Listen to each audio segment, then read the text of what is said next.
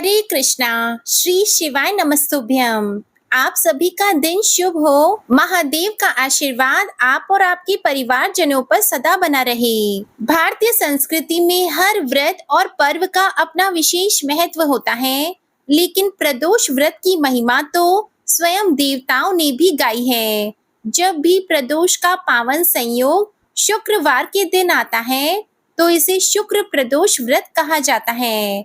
यह व्रत न केवल भगवान शिव की कृपा दिलाता है, बल्कि सुख, समृद्धि और वैवाहिक जीवन की मधुरता का वरदान भी प्रदान करता है।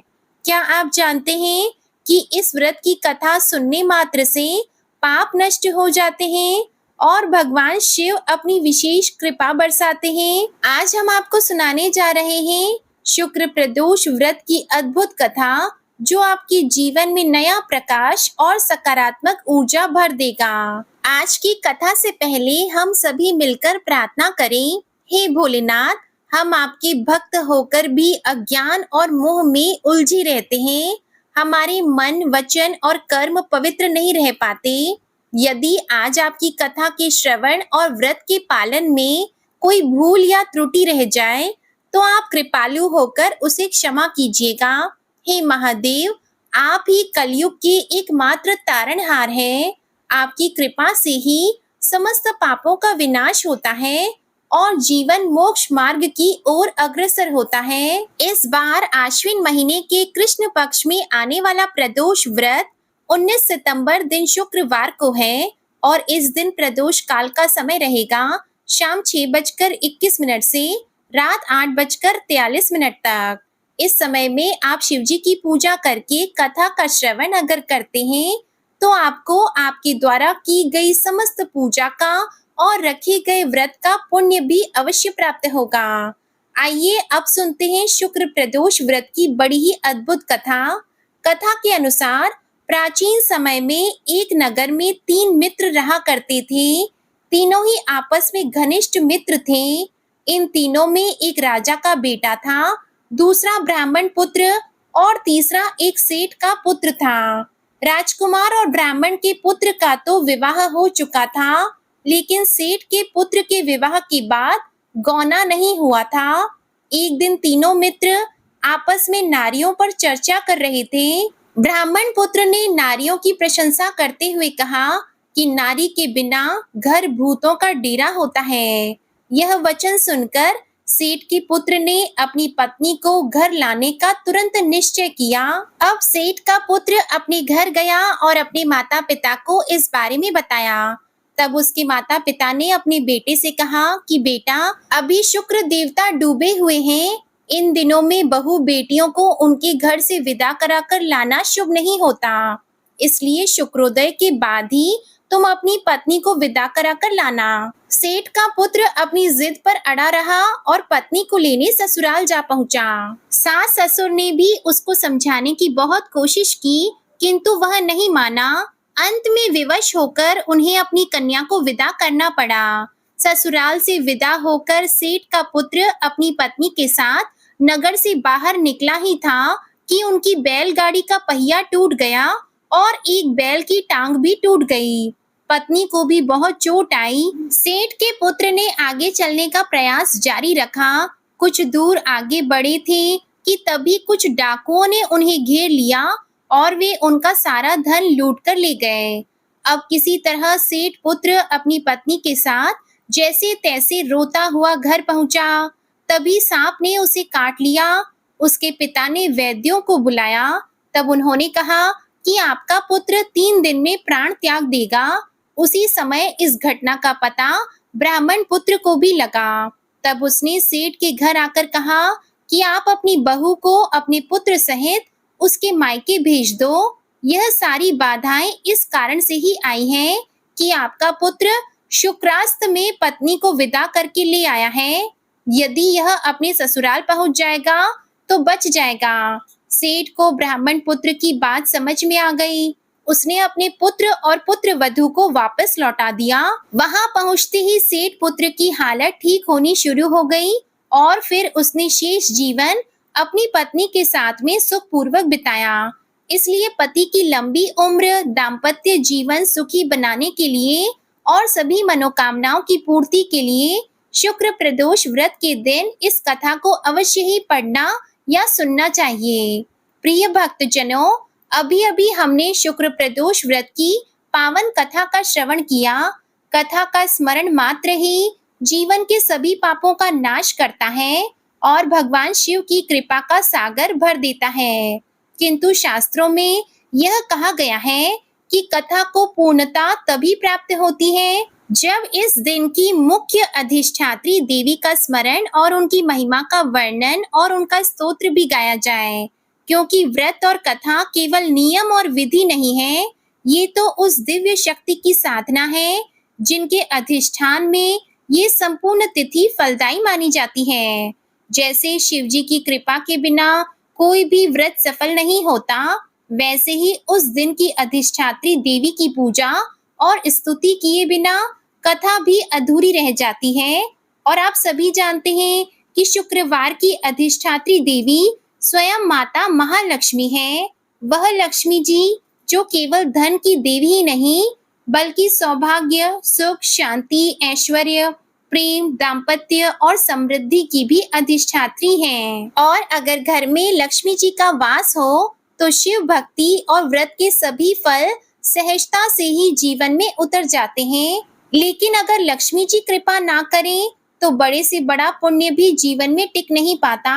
तो आइए बड़े ही भक्ति भाव से माँ लक्ष्मी जी का ध्यान करते हुए उनकी आशीर्वाद की कामना करें, ताकि भगवान शिव की कृपा और लक्ष्मी जी की कृपा मिलकर हम सभी के जीवन को मंगलमय बना दें। एक गांव में एक बार एक साहूकार रहता था। उस साहूकार की एक पुत्री थी। वह हर दिन नियम से पीपल सींचने जाया करती। पीपल के वृक्ष में से हर दिन लक्ष्मी जी प्रकट होती थी और वह चली जाती। एक दिन लक्ष्मी जी ने साहूकार की बेटी से कहा, तू मेरी सहेली बन जा। तो लड़की ने कहा, मैं पिता से पूछकर कल आऊंगी। साहूकार की बेटी ने घर जाकर अपने पिता को सारी बात कह दी। तब उसके पिताजी बोले, बेटी वह तो लक्ष्मी जी हैं, अपने को और क्या चाहिए, तू लक्ष्मी जी की सहेली बन जा। दूसरे दिन वह लड़की फिर गई। तब लक्ष्मी जी पीपल के पेड़ से निकलकर आई और कहा, सहेली बन जा। तो लड़की ने कहा, बन जाऊंगी। और फिर इस तरह दोनों सहेलियां बन गईं। लक्ष्मी जी ने उसको भोजन का न्योता दिया। घर आकर लड़की ने अपनी माँ पिताजी से कहा कि मेरी सहेली ने मुझे भोजन का न्योता दिया है। तब पिता ने कहा कि सहेली के जीमने जइयो पर अपने घर को संभाल कर जाना। तब वह लक्ष्मी जी के यहाँ जीमने गई तो लक्ष्मी जी ने उसे शाल दुशाला ओढ़ने के लिए दिया, रुपए दिए, सोने की चौकी, सोने की थाली में 36 प्रकार का व्यंजन भी दिया। जीम कर जब साहूकार की पुत्री जाने लगी तो लक्ष्मी जी ने पल्ला पकड़ लिया और कहा कि मैं भी तेरे घर जीमने आऊंगी। तो उसने कहा, आ जाइयो। वह घर जाकर चुपचाप बैठ गई। पिता ने पूछा, बेटी सहेली के यहाँ जीम कर आ गई, लेकिन तू उदास क्यों बैठी है? तो उसने कहा, पिताजी मुझे तो लक्ष्मी जी ने इतना दिया, अनेक प्रकार के भोजन कराए, परंतु मैं उन्हें कैसे जिमाऊंगी? अपने घर में तो कुछ भी नहीं है। तब उसके पिता ने कहा कि गोबर मिट्टी से चौका लगाकर घर की सफाई कर ले, 4 मुख वाला दिया जलाकर लक्ष्मी जी का नाम लेकर रसोई में बैठ जाना। लड़की साफ सफाई करके लड्डू लेकर बैठ गई। उसी समय एक रानी नहा रही थी। उसका नौलखा हार चील उड़ाकर ले गई और उसी साहूकार के घर पर वह नौलखा हार डाल गई और साहूकार की पुत्री के हाथ से उसका लड्डू ले गई। बाद में साहूकार की पुत्री हार को तोड़ने बाजार में गई और सामान लाने लगी। तो सुनार ने पूछा, क्या चाहिए? तब उसने कहा, सोने की चौकी, सोने का थाल, शाल दुशाला दे दो, मोहरे दे दो और सामग्री दे दो। 36 प्रकार का भोजन हो जाए, इतना सामान दे दो। सारी चीजें लेकर बहुत तैयारी उसने की और रसोई भी बनाई। तब गणेश जी ने कहा, लक्ष्मी जी को बुलाओ। आगे आगे गणेश जी और पीछे पीछे लक्ष्मी जी चली आईं। साहूकार की बेटी ने चौकी डाल दी और कहा, आओ सहेली बैठ जाओ, चौकी पर विराजमान हो जाओ। जब लक्ष्मी जी ने कहा, सहेली चौकी पर तो राजा रानी के यहाँ भी नहीं बैठी, किसी के भी नहीं बैठी, तो उसने कहा, लेकिन मेरे यहाँ तो बैठना पड़ेगा। तब साहूकार की पुत्री के आग्रह पर लक्ष्मी जी चौकी पर बैठ गईं। अब तो साहूकार की पुत्री ने उनकी खूब खातिर की। जैसे लक्ष्मी जी ने की थी, वैसे ही उसने भी की। लक्ष्मी जी उस पर प्रसन्न हो गईं। साहूकार की बेटी ने कहा, मैं अभी आ रही हूँ, तुम यहीं बैठी रहना। ऐसा कहकर वह चली गई। लक्ष्मी जी गई नहीं और चौकी पर ही बैठी रही। उसको बहुत सारी धन दौलत सुख समृद्धि दी। हे लक्ष्मी जी, जैसा आपने साहूकार की बेटी को दिया वैसा सबको देना। कहते सुनते हुंकारा भरते अपने सारे परिवार को देना। पीहर में देना, ससुराल में देना, बेटे पोते को देना। हे लक्ष्मी माता, सबकी दरिद्रता को दूर करना, सबके कष्ट दूर करना और सभी की मनोकामनाएं पूर्ण करना। सभी मिलकर प्रेम से बोलिए, लक्ष्मी माता की जय। प्रिय भक्त जनों, अब आपको सुनाते हैं नवग्रहों की कथा। ज्योतिष शास्त्र में नवग्रहों को बहुत ही महत्वपूर्ण माना जाता है, क्योंकि इन्हीं ग्रहों की चाल के कारण सभी राशियों के जीवन पर सकारात्मक या नकारात्मक प्रभाव पड़ते हैं। लेकिन कथा सुनाने से पहले आपको नवग्रहों के माता पिता के बारे में भी बताते हैं कि इन सभी नवग्रहों के माता पिता कौन हैं। ज्योतिष विज्ञान में ग्रह और उनकी दशा का विशेष महत्व है। ये सभी नवग्रह किसी न किसी क्षेत्र जैसे ज्ञान, शिक्षा, धन, हानि, लाभ, इनका प्रतिनिधित्व करते हैं। सबसे पहले ग्रह की बात करते हैं सूर्य। सूर्य देव के पिता का नाम कश्यप है और इनकी माता अदिति हैं। पंच देवताओं में सूर्य देव का विशेष महत्व है। इनकी दो पत्नियां हैं जिनका नाम संध्या और छाया है। शनिदेव भगवान सूर्य के पुत्र हैं और यमराज और देवी यमुना भी इनकी संतान हैं। दूसरे ग्रह है चंद्रदेव। चंद्रदेव महर्षि अत्रि के पुत्र हैं और उनकी माता का नाम अनुसुया है। शास्त्रों के अनुसार चंद्रदेव की 27 पत्नियां हैं जो 27 नक्षत्रों का प्रतिनिधित्व करती हैं। चंद्रदेव बुध ग्रह के पिता हैं। तीसरे ग्रह है मंगल ग्रह। शास्त्रों में बताया गया है कि मंगल देव के पिता भगवान शिव हैं और भूदेवी इनकी माता हैं। मंगल पूरी तरह से ब्रह्मचारी हैं। मांगलिक दोष का संबंध भी इन्हीं ग्रह से होता है। चौथे ग्रह है बुध ग्रह। बुध देव के पिता चंद्र और देव तारा इनकी माता का नाम है। बुध देव को समस्त वेद और शास्त्रों का ज्ञान देवगुरु बृहस्पति से प्राप्त हुआ था और इनकी पत्नी का नाम इला है। चंद्र वंश का प्रारंभ भी इन्हीं से हुआ था। चौथे ग्रह है बृहस्पति। देवगुरु बृहस्पति के पिता महर्षि अंगिरस हैं। सुरूपा इनकी माता का नाम है और इनकी पत्नी का नाम तारा है। महाभारत काल में मुख्य भूमिका निभाने वाले गुरु द्रोणाचार्य इनके पौत्र माने जाते हैं। शास्त्रों में इन्हें देवताओं का गुरु भी बताया गया है। पांचवें ग्रह है शुक्रदेव।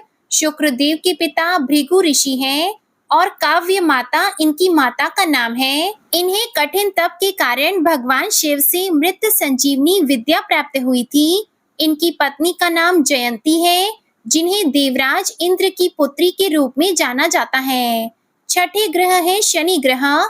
शनिदेव भगवान सूर्य के पुत्र हैं और इनकी माता का नाम छाया है। लेकिन शनि का स्वभाव अपने पिता के गुणों से बिल्कुल विपरीत है। शनिदेव कर्मों के अनुसार फल प्रदान करते हैं और इनकी पत्नी का नाम धामिनी है। सातवें आठवें ग्रह के रूप में राहु और केतु को माना जाता है, जो कि समुद्र मंथन के समय तक अमृतपान करने से पहले तक स्वर भानु था, जिसके पिता का नाम विप्रचिति है और माता का नाम सिंहिका है। राहु की दो पत्नियां हैं जिनका नाम नागवल्ली और नागकणी है। इनका वाहन काले अश्वों वाला रथ है। वहीं स्वर भानु दैत्य के धड़ से केतु उत्पन्न हुए थे, जिनका वाहन चील है। ये तो था सभी नवग्रहों का परिचय। अब सुनिए नवग्रहों की कहानी। एक बार की बात है, किसी गांव में एक भाई बहन रहते थे। बहन का विवाह हो चुका था, तो एक दिन भाई अपनी बहन से मिलने के लिए उसके ससुराल जा रहा था। रास्ते में भाई को एक सांप मिला और कहने लगा, मैं तुझे डसूंगा। भाई बोला, हे नाग देवता, मैंने ऐसा कौन सा अपराध किया है जो आप मुझे डसोगे? मैं तो अपने माँ बाप का एक ही पुत्र हूँ, बहन का एक ही भाई हूँ। मेरी पत्नी और मेरे बच्चे घर पर मेरा इंतजार कर रहे हैं। आप मुझे क्यों डसना चाहते हो? तब वह सांप बोला, तुम्हारे 9 ग्रहों की दशा लगी है, इसलिए मैं तुम्हें डस लूंगा। जब सांप किसी भी तरह राजी नहीं हुआ, तो वह बोला कि ठीक है, मैं अपनी बहन के घर उससे मिलने जा रहा हूँ। जब मैं वापस आऊंगा, तब तुम मुझे डस लेना। सांप बोला, क्या पता तुम वापस आते समय इस रास्ते से आओ या ना आओ, मैं तो तुम्हें अभी डसूंगा। तब वह लड़का बोला कि ठीक है, तुम ऐसा करो, मेरे इस थैले में बैठ जाओ। जब मैं अपनी बहन से मिलकर वापस आऊंगा, तब तुम मुझे डस लेना। सांप ने उसकी बात मान ली और थैले में बैठ गया। लड़के ने ऊपर से बेलपत्र ढक दिए ताकि वह किसी को दिखाई ना दे, और फिर अपनी बहन के घर पहुंच गया। बहन उस समय 9 ग्रहों की कहानी कह रही थी। उसने भाई को आया हुआ देखकर भाई से कहा कि भाई तुम बैठो, मैं पहले 9 ग्रहों की कहानी कह लूं। तुम बैठो और मेरी कहानी भी सुनो। बहन ने कहानी कही, भाई ने कहानी सुनी। जीवों की, जानवर की, हाथी की, घोड़े की, कुत्ते की, बिल्ली की, भाई की, बहन की, घर की धनी की, बेटी जवाई की, देवरानी जेठानी की, सास ससुर की, संग की, सहेली की, सबके ग्रह शांत हो जाएं। घर चले 8 पग, आदमी चले 4 पग, सांप बिच्छू भंवरे सब आग में जले। ऐसे भाई को कहानी सुनाकर बहन खड़ी हो गई और भाई के पास रखे थैले को देखकर भाई से बोली, भाई थैले में क्या लाए हो? इससे पहले कि भाई कुछ कहता, उसने वह थैला उठाया और घर के अंदर ले गई। थैला खोलकर देखा तो बेलपत्र, केले और संतरे बन गए और सांप एक चमचमाता हुआ हार बन गया। जब हार पहनकर वह बहन बाहर आई, तो बहन के गले में चमचमाता हार देखकर भाई बोला, बहन इतना कीमती हार तुम कहाँ से लाई हो? बहन बोली, भाई तुम ही तो लाए हो मेरे लिए। थैले में केले और संतरे के साथ हार भी तो था। भाई ने सुना तो हैरान रह गया और बोला, बहन उसमें हार नहीं, बल्कि मेरी मृत्यु का सामान था। ऐसा कहकर उसने सारी बात अपनी बहन को बताई और फिर कहने लगा कि बहन, यह तेरे ही 9 ग्रहों की कहानी का प्रभाव है जो वह सांप हार बन गया। अब यह हार तू ही रख ले। कुछ दिनों के बाद बहन के घर रहने के बाद जब भाई वापस चलने लगा, तो बहन बोली, भाई तुम्हारे 9 ग्रह की दशा लगी है, तुम घर जाकर भाभी से कहना कि वह 9 ग्रहों की कहानी कहे। ऐसा कहकर उसने अपने भाई को विदा किया। भाई जब अपने घर पहुंचा और जाकर अपनी पत्नी से बोला कि सुनो, हमारे 9 ग्रहों की दशा लगी है, हम 9 ग्रह की कहानी रोज कहा करेंगे। मैं कहूंगा और तुम सुनना, तुम कहोगी तो मैं सुनूंगा। फिर बोला, जाओ एक लोटा जल का भरकर लाओ, साथ में चावल और चीनी के दाने भी लेकर आओ। उसकी पत्नी सारी सामग्री ले आई। कहानी कही जीव की, जानवर की, हाथी की, घोड़े की, कुत्ते की, बिल्ली की, देवरानी जेठानी की, सास ससुर की, घर के धनी की, बेटी जवाई की, भाई बहन की। सबके 9 ग्रह शांत हो जाओ। घर चले 8 पग, आदमी चले 4 पग, सांप बिच्छू भंवरे सब आग में जल जाए। सभी 9 ग्रहों को नमस्कार है। जैसे 9 ग्रहों की दशा भाई की उतरी, वैसे ही इस कहानी को कहते, सुनते और हुंकारा भरते सबकी उतरे। सब पर 9 ग्रहों की कृपा बनी रहे। आइए अब हम सभी मिलकर शिव चालीसा पाठ और भगवान शिव जी की आरती करें। अब आप सुनिए श्री शिव चालीसा पाठ। श्री गणेश गिरिजा सुवन, मंगल मूल सुजान, कहत अयोध्या दास तुम, देहु अभय वरदान। जय गिरिजापति दीन दयाला, सदा करत संतन प्रतिपाला। भाल चंद्रमा सोहत नीके, कानन कुंडल नाग फनी के, अंग गौर शिर गंग बहाए, मुंड माल तन छार लगाए, वस्त्र खाल बागंबर सोहे, छवि को देख नाग मुनि मोहे। मैना मातु की है दुलारी, बाम अंग सोहत छवि न्यारी, कर त्रिशूल सोहत छवि भारी, करत सदा शत्रु निक्षयकारी। नंदी गणेश सोहित कैसे, सागर मध्य कमल है जैसे, कार्तिक श्याम और गणराऊ, या छवि को कही जात न काऊ। देवन जब ही जाए पुकारा, तब ही दुख प्रभु आप निवारा, किया उपद्रव तारक भारी, देवन सब मिली तुम ही जुआरी। तुरत षडानन आप पठायहु, लव निमेष मह मार गिरायहु, आप जलंधर असुर सहारा, सुयश तुम्हार विदित संसारा। त्रिपुरासुर सन युद्ध मचाई, सब ही कृपा कर लीन बचाई, किया तपहि भागीरथ भारी, पूरब प्रतिज्ञा तसु पुरारी। दानिन मह तुम सम को नाही, सेवक स्तुति करत सदाहि, वेद नाम महिमा तव गाई, अकथ अनादि भेद नहीं पाई। प्रगट उदधि मंथन में ज्वाला, जरे सुरासुर भय विहाला, कीन्ह दया तह करी सहाई, नीलकंठ तब नाम कहाई। पूजन रामचंद्र जब कीन्हा, जीत के लंक विभीषण दीन्हा, सहस कमल में हो रहे धारी, कीन्ह परीक्षा तब ही पुरारी। एक कमल प्रभु राखे जोई, कमल नयन पूजन चह सोई, कठिन भक्ति देखी प्रभु शंकर, भय प्रसन्न दिए इच्छित वर। जय जय जय अनंत अविनाशी, करत कृपा सबकी घटवासी। दुष्ट सकल नित मोहि सतावे, भ्रमत रहे मोहि चैन न आवे।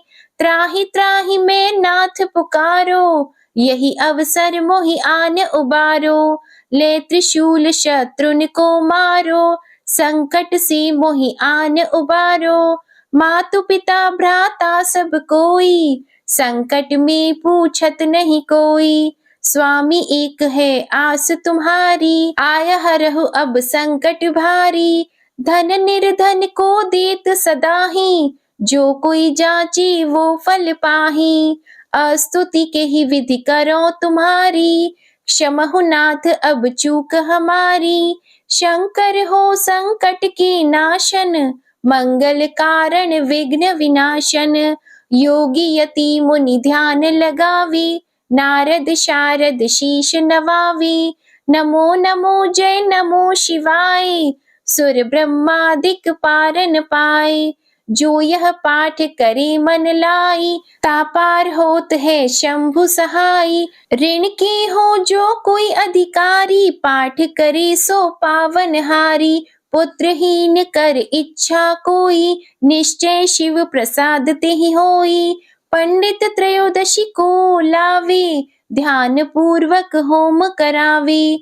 त्रयोदशी व्रत करे हमेशा, तन नहीं ताके रहे कलेशा। धूप दीप नैवेद्य चढ़ावे, शंकर सम्मुख पाठ सुनावे। जन्म जन्म के पाप नसावे, अंतवास शिवपुर में पावे। कहे अयोध्या आस तुम्हारी, जानी सकल दुख हरहु हमारी। नित नेम कर प्रातः ही, पाठ करो चालीसा। तुम मेरी मनोकामना, पूर्ण करो जगदीश। मगसर छठी हेमंत ऋतु, संवत 64 जान। स्तुति चालीसा शिव ही, पूर्ण कीन कल्याण। शिव चालीसा समाप्त होती है। प्रेम से बोलिए भगवान भोलेनाथ की जय। अब आप सुनिए प्रदोष व्रत की आरती। ओम जय शिव ओमकारा, स्वामी जय शिव ओमकारा। ब्रह्मा विष्णु सदा शिव, ब्रह्मा विष्णु सदाशिव अर्धांगी धारा। ओम जय शिव ओमकारा। एकानन चतुरानन पंचानन राजी। स्वामी पंचानन राजी। हंसानन गरुड़ासन। हंसानन गरुड़ासन। वृषवाहन साजी। ओम जय शिव ओमकारा। दो भुज चार चतुर्भुज 10 भुज अति सोहे। स्वामी 10 भुज अति सोहे। त्रिगुण रूप निरखता। त्रिगुण रूप निरखता। त्रिभुवन जन मोहे। ओम जय शिव ओमकारा। अक्षमाला वनमाला रुंडमाला धारी। स्वामी रुंडमाला धारी। चंदन मृग मद सोहे। चंदन मृग मद सोहे। भाले शशिधारा। ओम जय शिव ओमकारा। श्वेतांबर पीतांबर बाघंबर अंगी। स्वामी बाघंबर अंगी। सनकादिक गरुणादिक। सनकादिक गरुणादिक भूतादिक संगी। ओम जय शिव ओमकारा। कर की मध्य कमंडल चक्र त्रिशूल धारी। स्वामी चक्र त्रिशूल धारी। सुखकारी दुखहारी। सुखकारी दुखहारी जग पालनकारी। ओम जय शिव ओमकारा। ब्रह्मा विष्णु सदाशिव जानत अविवेका। स्वामी जानत अविवेका। प्रणवाक्षर में शोभित। प्रणवाक्षर में शोभित ये तीनों एका। ओम जय शिव ओमकारा। त्रिगुण स्वामी जी की आरती जो कोई नर गावे। स्वामी जो कोई नर गावे।